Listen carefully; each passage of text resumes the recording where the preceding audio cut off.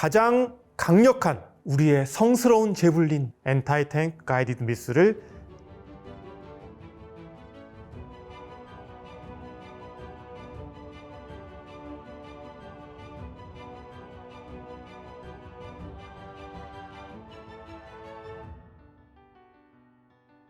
작전 상황실에 오신 여러분 환영합니다. 심호섭입니다.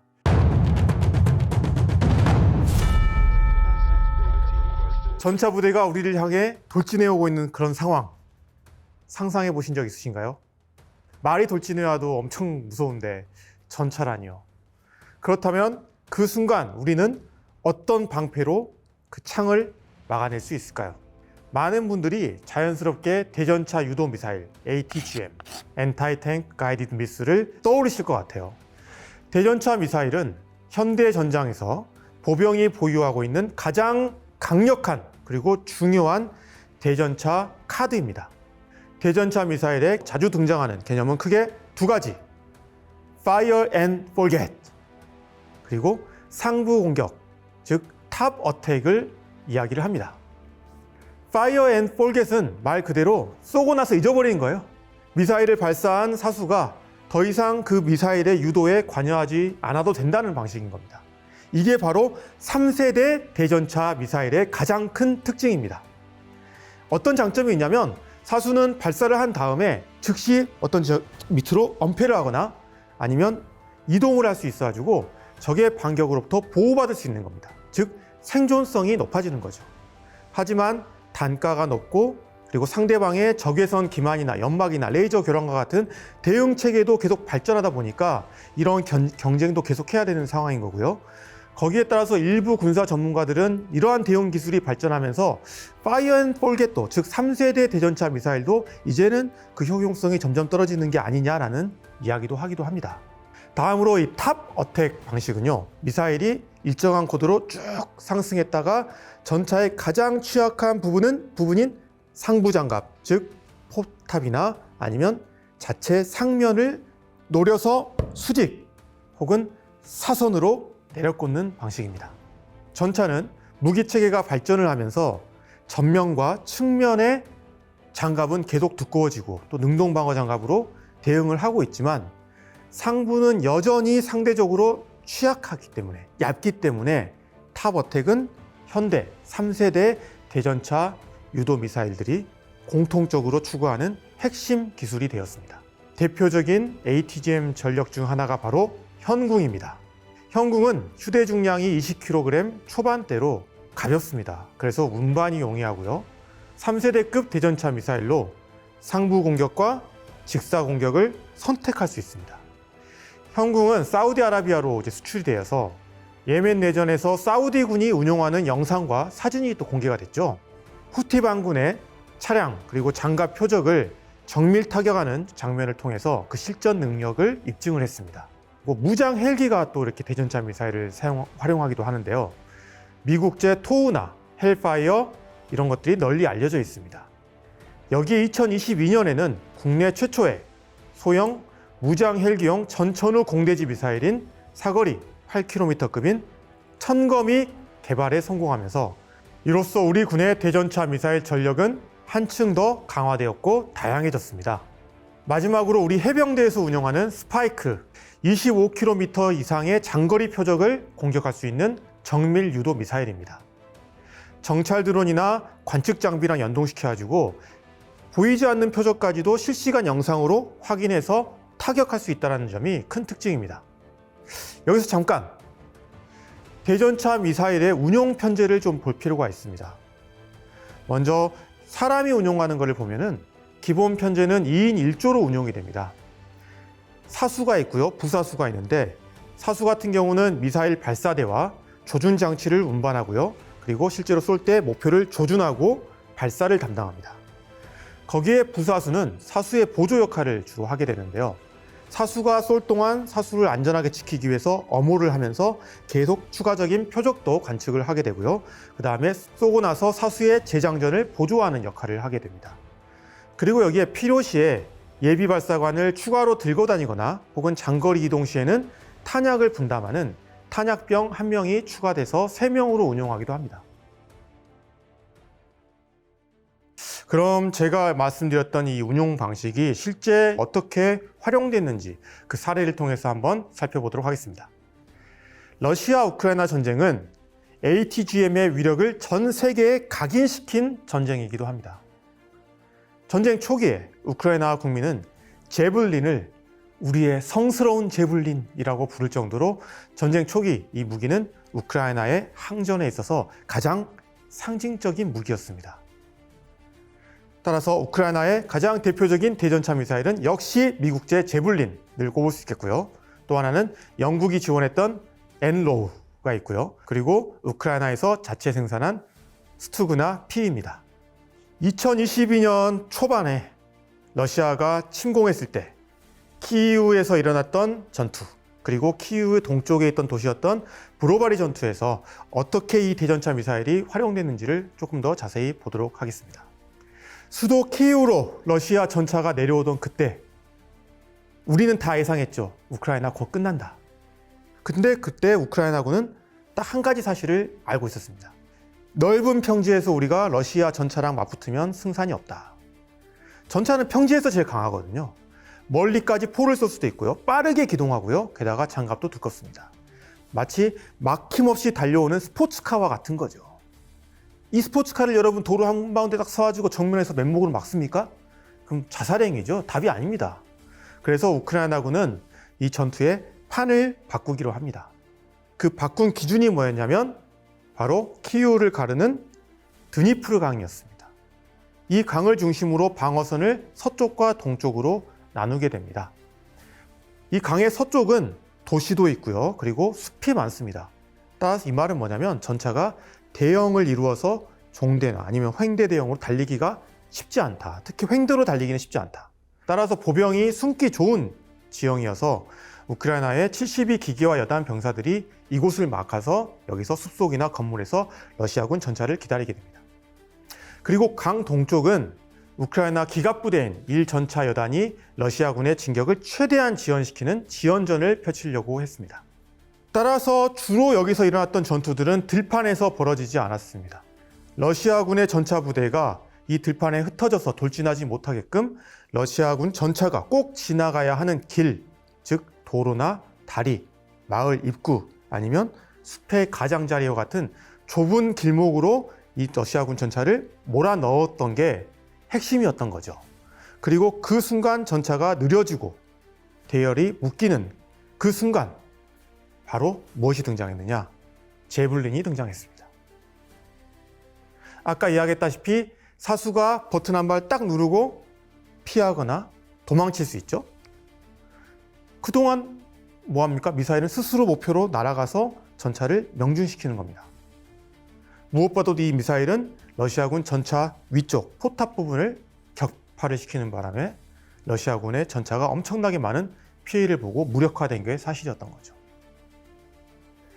키이우 동쪽에 있던 외곽 도시였던 브로바리 전투에서도 이 그림이 그대로 나타납니다. 여기는 러시아 전차가 고속도로를 타고 도로를 타고 내려오는 길목이었습니다.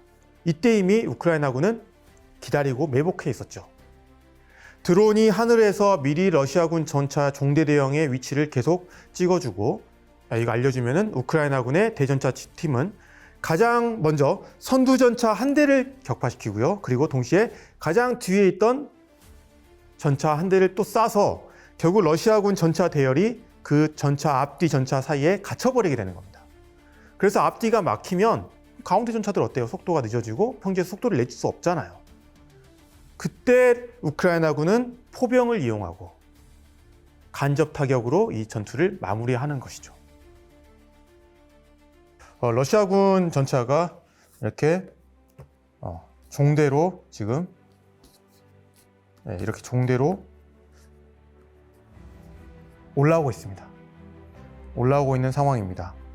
그 상황에서 대전차 미사일을 운용하는 조는 이렇게 보통 2인 1조로 이렇게 이루어지는데요. 2인 1조가 분대급으로 구성되기도 하고요. 또 소대급으로 구성이 되기도 합니다. 다만 운용은 2인 1조 팀으로 운영이 되고 있다는 거죠. 그래서 2인 1조 팀이 실상 이 정면에서 막는 거는 쉽지 않다. 그러니까 어딘가 몸을 피할 수 있는 곳에서 은폐, 은폐를 하고 있어야 되겠죠. 그래서 주로 이제 이 측면에서 전차를 사냥하기 위한 매복을 해 있는 상황입니다. 이 사람들이 이 팀이 어떻게 전차가 움직이는지에 대한 정보를 알아내느냐. 그러니까 옛날에는 사실 육안으로 많이 이걸 관찰을 했는데 드론의 정찰로서 정보를 얻는다는 겁니다. 좌표를 얻게 되고 거기에 따라서 직접 타격할 수 있는 준비를 한다는 거죠.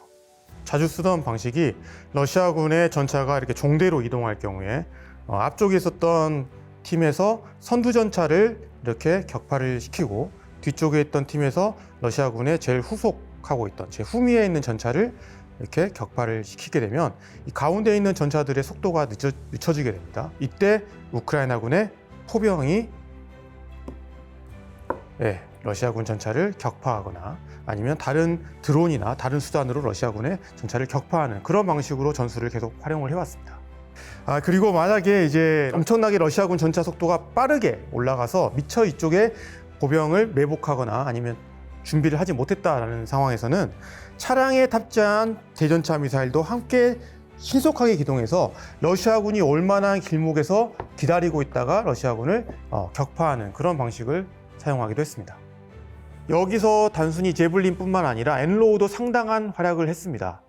특히 엔로우 같은 경우는 제블린처럼 완전한 탑다운 방식이라기보다는 상대적으로 조금 낮은 고도에서 러시아군 전차를 스치듯이 이렇게 지나가면서 포탄을 상판에 딱 떨어뜨리는 방식을 썼는데 이 역시 시가전이나 이러한 근거리 매복에서 큰 위력을 발휘했습니다. 우크라이나군이 가진 일종의 생존형 ATGM이었던 스투그나도 활약을 하게 됩니다. 스투그나 같은 경우는 레이저 유도로 날아갑니다. 이게 어떤 게 차이가 있냐면 사수 본인이 발사장치 옆에 붙어 있는 게 아니라 사수가 그 발사장치랑 한 30에서 60m 정도 떨어져 있는 안전한 곳에서 모니터를 보면서 조이스틱으로 조준하고 발사를 할 수 있다는 겁니다.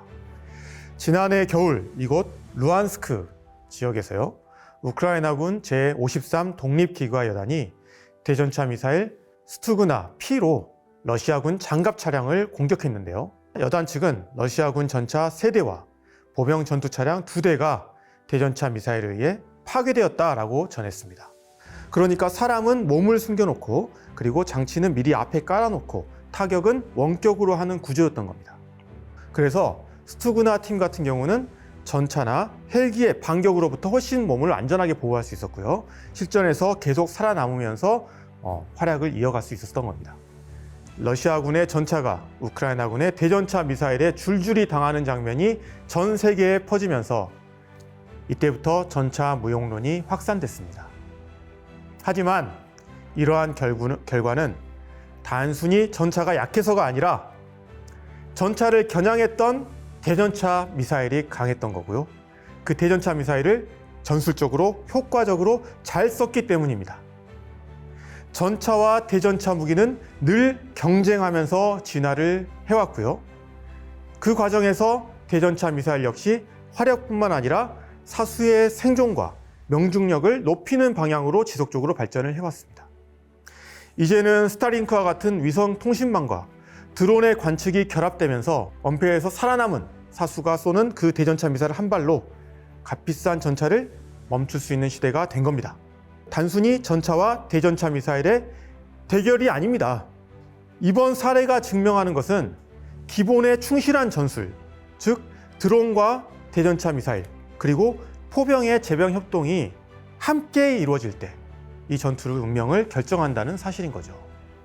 반대로 러시아 같은 경우는 개전 초반에 대대전술단의 장갑차에서 내려서 전차를 엄호해 줄 수 있는 그런 보병이 부족했기 때문에, 즉 제병 협동이 제대로 되지 않으면서 전차가 단독으로 움직이는 상황이 많았기 때문에 전차가 더 많은 피해를 입었던 겁니다. 따라서 결론은 명확합니다. 전투는 단순히 무기의 강하고 약함의 차이가 아니라 그 무기를 어떻게 활용하고 운용하는지가 그 승부를 가른다는 것입니다. 그만큼 기본을 지킨 제병협동 전술이 중요한 것이겠죠. 대전차 미사일로 전차를 파괴하기 위해서는 대전차 미사일 조가 먼저 매복을 하고 기다리고 있다가 전차를 향해 공격할 그런 조건이 필요합니다. 즉 이 말은 뭐냐면 전차로 하여금 내가 원하는 그 공간으로 오게끔 만들어야 된다는 것이죠.